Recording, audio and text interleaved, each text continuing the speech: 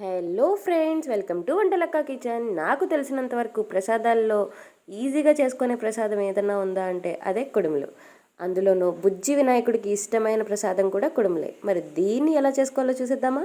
ముందుగా కడిగి ఆరబెట్టుకున్న బియ్యాన్ని తీసుకొని దీన్ని మిక్సీలో ఇలా బరకగా పిండిలా చేసుకోండి. ఈ గ్లాస్లో ఇక్కడ వరకు తీసుకుంటున్నానండి పిండిని.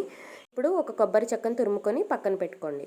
ఇప్పుడు ఏ గ్లాస్తో అయితే పిండిని తీసుకున్నామో అదే గ్లాస్లో గ్లాసున్నర వాటర్ వేసుకొని అందులో సరిపడా ఉప్పు, అలాగే గంట ముందు నానబెట్టుకున్న పచ్చిశనగపప్పు, అలాగే కొబ్బరి తురుము వేసుకొని బాగా కలుపుకోండి.